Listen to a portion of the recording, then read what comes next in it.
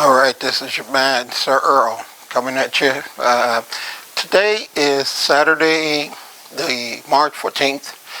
Um, Doing this podcast. I wanted to first congratulate my wife for her placing last week. We were in Columbus, Ohio. You can see the interview at the Arnold Classic. She took a second in open figure, which was really, really great, which ranks her second in the world now. Number one in the U.S., number one in Japan. So I wanted to say congratulations for that. She worked very hard to make that happen. And secondly, I want to say this coronavirus shit is really, really scary and is really out of control. There's nothing open, no stores, all the businesses are shutting down. It hasn't affected what we do yet. We try to keep the place clean. We had a good cleanup yesterday. We'll be doing it at least twice a week where we really disinfect everything to make sure that we stay compliant with everything and that, our clients are safe. That's first and foremost. So it's crazy, but I do commend people for the safety of it all. We have a lot more stuff that's killing people, but hey, they're trying. They're doing the best that they can do. So I just wanted to acknowledge that it's like really, really, really crazy now with this coronavirus thing. What I wanted to talk about today was a post that I read on Facebook, and it was actually posted by a guy that's a really good friend of mine. And I trained him and I trained his wife, and I haven't saw him, but I told his wife to pass along a message, and it was, I hope you don't believe this shit that you posted on Facebook. And the post was, people that work hard shows a lack of faith in God. So my podcast today is titled, Is God to Blame? And the reason I rarely ever get into sex, politics, or religion, but that was just, that was a thing, more of a mindset that we're taught coming up as blacks. It's a mindset that really needs to be addressed, and people really need to look at it and start to understand that you have to question a lot of the beliefs that's passed down to you. And it makes it extremely hard as a race to ever really establish anything if you're being taught from a very young age that working hard is not God's will, which is bullshit. Money is evil, whereas the Bible clearly states for the love of money. You can't love money. You have to love your purpose and your passion, and money comes with that. I love what I do every day, and I've never made as much money being a trainer as I did being a mechanic. I tell you that right now. So it's definitely not for the money. But I just wanted to talk about one thing that people fail to understand. First off, I'll start off with a story that I heard, and it talks about faith. When people, faith and fear can't live in the same body or mind. Majority of people never go after their dreams or never look to progress because they're fearful. They're scared of failing. And how could you read and say, I have faith, I can do all things through Jesus Christ who strengthens me, but yet you're terrified to do anything because you are afraid. Faith is things unseen. So, if you're walking, you can't see a mile ahead. You just start taking steps believing that eventually you're going to get to that destination in which you're walking to. I've opened my business and operated my business for 2 decades, about to open up another business, and all of it was done by faith. I never had none of the things that quote unquote was what people need, but yet I have a dream and I have faith, and I walk by that every day. So I'm a living example. I'm no better than anybody else. I don't pretend to be Mr. Religion because I'm not. But I just have a real problem with people that spills off these damn quotes. They can remember the quotes, the passages, and all these things, but they don't live it. They just talk it. And to my good friend that left that quote, you're just talking it, because the bottom line is any business or successful person can tell you anything that you choose to do in life is always going to take hard work. You have to wake up early, go to bed late. You have to work. You have to take advantage of every opportunities that come your way, and then the doors start opening for you, and you could find something in life that's significant, worth having. But you first got to start by faith, and you got to start by working hard.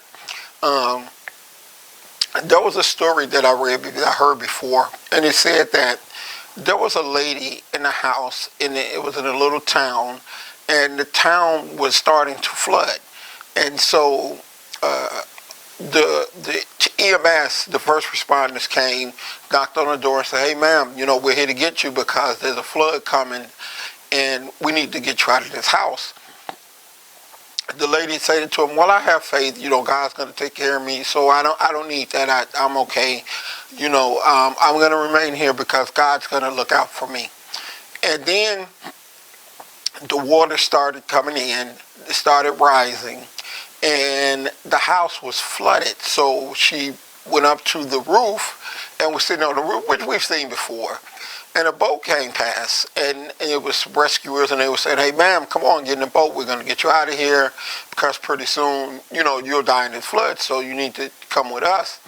And she stated to the people, the rescuers in the boat, "Hey, look, I have faith that God's going to take care of me. He's going to look after me. I'm going to be okay. So, no, I'm not going to go with you. I'm not going to get in the boat and go with you because I believe that God's going to take care of me." So they left.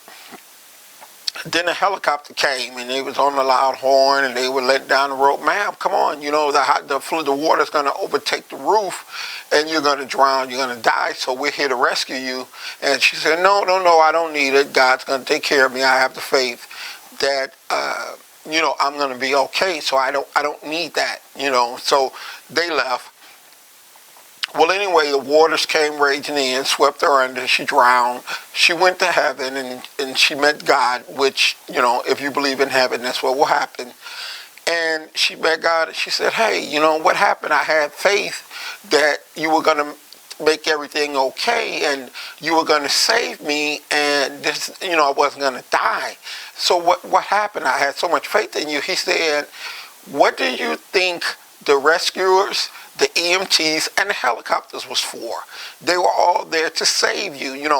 God himself is not going to come and put his hand out and pick you up, but he will send the resources and avenues and ways to accomplish those things." So in hearing that story, I understood, and in everything I've ever done in life, I had to work extremely hard. I had to do 99% of the work. And what happens is, when that other 1% that's going to make or break the situation happens, and you've done all you can do, and you have no idea how this is all going to work out, that's when God show up and show out. He gives you that 1% that makes your 99% complete, and everything goes on from that point. But if you're sitting on your ass at home, talk about, God's going to raise my kids, or God's going to help me lose weight, or God's going to bless me with a business, it is not going to happen. I can tell you that right now. So, you can continue to believe that nonsense if you want to. It just does not work that way. In the Bible it says, God helped them who help themselves. The story of the 3 talents, God was highly upset by giving the brothers 3 talents, and one of them buried it because he didn't want to take a chance with it. He wanted to return it just like he got it. That's not why. If God didn't want us to have abundance, he wouldn't have placed abundance upon the earth. And it goes back to, people look at the rich, the 1% or 2%, and they believe that there's this huge disparity, that everybody should flourish and everybody should have money. Well, I tell you what, I get up at 5 o'clock. I spend 3 hours getting mentally prepared to come outside and come to work, through meditation, through reading, through gospel, through devotion. I do all of that. I work my ass off every day for 16 hours a day, and I've been doing that for the last 20 years. Some guy sitting on his ass drinking beer doesn't deserve some of my money. Get up and work like I worked, and then you'll make your own money. So we live in a society, especially where, the people that I've become familiar to, it's gimme, gimme, gimme, gimme, gimme. No, get off your ass and do it, and work hard, and you'll get those things. set your priorities straight. You can buy gym shoes, but you can't invest in a book, to broaden your horizons and empower your mind. But I read every day, and a lot of successful people, they're constantly educating themselves, they're constantly working, they're constantly expanding, they're using their own resources to make things happen. And then when they blow up, some asshole politician comes along and, oh, we should spread the wealth. No, we shouldn't. You should talk to the people, tell them to get off their ass and go to work, and they'll make their own money, and then that'll be your equality right there. Equality should be done in work, not by giving. Um, there are some exceptions, charity and things like that, people that are disadvantaged, yeah, definitely, you give back and you try to make the world a better place, but every able-bodied person should be up working just as hard as I work, and then we would have a society that knows abundance instead of entitlement and gimme, gimme, gimme, gimme, okay? So I don't believe in that philosophy. Also, I've asked this question to a lot of people, and I'll ask it now, and I'll probably get the same answer. Should you have more faith in yourself, or should you have more faith in God? Now, before I answer that question, a lot of people, 99.99% of the people will say, oh, it's better to have a faith in God. How many people do you know that has great talents? I grew up around a bunch of them. I mean, I knew people that had just as much or more talent on the basketball court as a Michael Jordan, but yet they chose to gangbang, get balled and drugs, hang out, now they're spending the rest of their life in prison. If you don't believe in yourself, and if you don't believe in your talents and your purpose that was God given to you, God can't do anything for you, because the one thing that he gives us that will let you make up your own mind, he gives us freedom of choice. And freedom, you have the choice to do whatever you want to do. And no matter what, there's always a price to pay. So you can make good choices, or you can make bad choices. God gives us the free will. But your bad choices will come with bad results and circumstances. Your good choices will come with good circumstances and good experiences. So, all this crap about, he gonna do this, he gonna do that. I started bodybuilding after a professional doctor who was very highly educated told my mom that pneumonia has stunted my growth and I'd never be a big person. I started weight training at 26 years old, whereas majority of the people start, 14, 15. I was 147 pounds when I started. I've been as high as 267 pounds. I know you've heard it before if you follow this podcast. And I can't recall not one time that God came into the gym and spotted me. But what God gave me was determination to believe that I can accomplish anything that I set my mind to, as long as I'm willing to work for it. I am one of the top bodybuilders, have been, and one of the top bodybuilders in the world. And that's all God given. I've managed to escape situations that stabbed, being shot at, gangbang in jail. Where I'm from, there's a 2% chance of just living, not including owning your own business and all these other things. So my odds of making it in life were very, very, very slim. So I understand who saved me, because I've got friends that are dead or doing heavy, heavy time, and my path was no different than theirs. I mean, we were together every day. I made no more smarter choices than they made, so it wasn't me. It was a God-given thing to see me out, because I had a higher purpose, and once I started to understand that, I applied that to what I do, and I've helped countless and countless and countless of people, whether through my motivational speaking, through my actual club, or through just examples. People look at me and they say, man, if this guy can do it, anybody can do it. And it's great. It gives hope. It gives you an opportunity to believe in something besides what society tells you can't do. So I know firsthand where your powers come from. So, I can, like I said, I'm not a religious person. I can talk with the best of them. The bottom line is, if you are just talking about what God can do and you're not doing, and you're not taking action steps, Corey, taking opportunities, Corey, it's never going to happen for you. It's just never going to happen. You'll be stuck mediocre. God didn't put us on this earth to pay bills and die.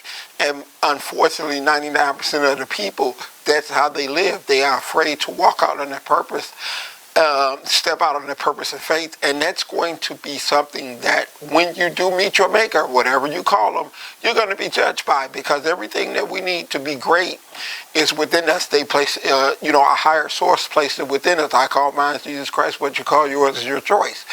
But we all were meant to do something great on earth, but yet so many people settle for being mediocre, and that's something that you're going to have to answer for, because that's not what he meant for you to be.